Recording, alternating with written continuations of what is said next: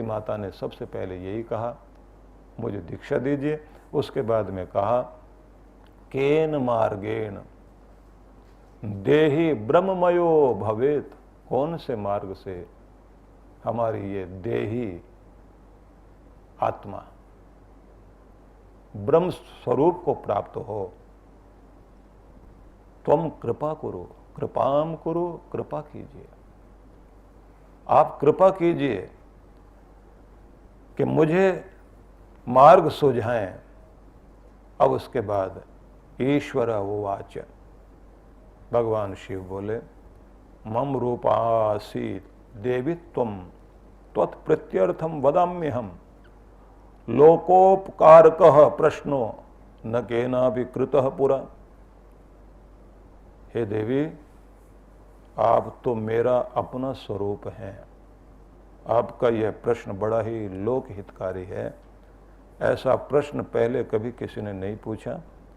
आपकी प्रीति के कारण अब मैं इसका उत्तर अवश्य कहूँगा। अब वो कह रहे हैं कि महादेवी, यह उत्तर भी तीनों लोकों में अत्यंत दुर्लभ है, परंतु फिर भी मैं इसे कहूँगा, आप सुने। गुरु से अलग ब्रह्म नहीं है। गुरुम बिना ब्रह्म नान्यत सत्यम सत्यम वरानने। भगवान शिव कह रहे हैं कि गुरु ही ब्रह्म है। हे श्रेष्ठ मुखमंडल वाली पार्वती, यह सत्य है, इसमें लेश मात्र भी संशय नहीं है कि गुरु से अलग ब्रह्म नहीं है। गुरुम बिना ब्रह्म नान्यत, गुरु के बिना ब्रह्म अलग नहीं है। तो दो अर्थ यहाँ किए जा सकते हैं। ब्रह्म का एक अर्थ होता है ज्ञान और ब्रह्म का दूसरा अर्थ होता है भगवान। तो भगवान गुरु के बिना अलग नहीं है। तो तुमने जो ये पूछा कि किस मार्ग से जीवात्मा ब्रह्म स्वरूप को प्राप्त हो, तो उन्होंने ये कहा कि सबसे पहले तो गुरु को ही ब्रह्म मानो, गुरु के प्रति श्रद्धा रखो। गुरु के प्रति श्रद्धा रखोगे तभी बात बनेगी। और भगवान शिव यहां तक कहते हैं, यज्ञो व्रतम तपोदानम जपस्तीर्थम तथैव च गुरु तत्व अविज्ञाय मूढ़स्ते चरते जनः। यज्ञ, व्रत, तप, दान, जप और तीर्थ आदि सारी प्रक्रियाओं को करने वाले लोग भी गुरु तत्व के बोध के अभाव में मूढ़ की तरह आचरण करते हैं।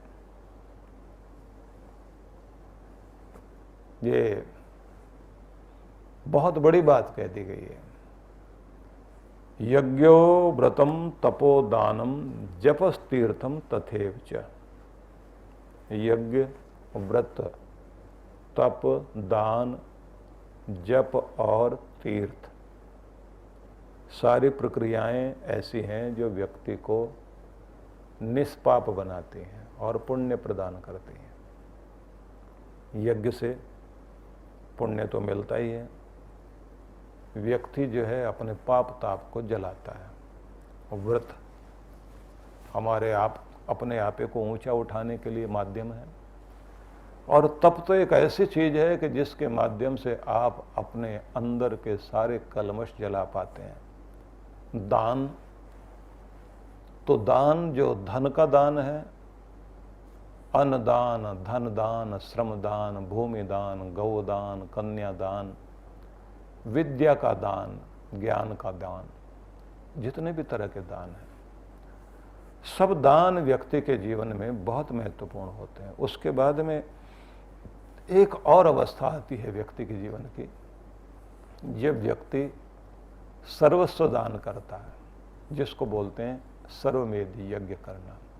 जहाँ जहाँ भी व्यक्ति का मोह लगा हुआ है, उस सारे मोह का परित्याग करते हुए व्यक्ति अपने आप को मोह से ऊपर उठा ले और इतना अनासक्त हो जाए कि उसके संसार में कहीं भी किसी के भी प्रति कोई भी किसी तरह की मोह आसक्ति न रह जाए। और उस अवस्था में जब वो शरीर छोड़ता है तो कहते हैं कि फिर दुख भोगने नहीं आता, मुक्त होता है फिर। तो वो भी एक दान है। और ऐसे दान का वर्णन उपनिषदों में भी आया, पुराणों में आया, अनेक अनेक जगह पर उसका वर्णन आता है। और बड़ी बात होती है बलिदान करना, खुद को ही आहूत कर देना अपने देश के लिए, अपने धर्म के लिए। तो ये बहुत बड़ी चीजें हैं। जपस तीर्थम, और जप करना। जप में तो जिसका जप किया जा रहा वैसी भावना बना बना कर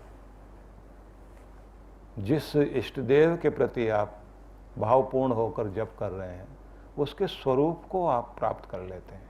तज्जपस तदर्थ भावनम, पतंजलि ऐसा कहते हैं कि जप के अनुसार भावना होनी चाहिए, भावनाओं के अनुसार जप होना चाहिए। इन सब का नाम लेने के बाद महादेव आगे कहते हैं गुरु तत्वम अविज्ञाय।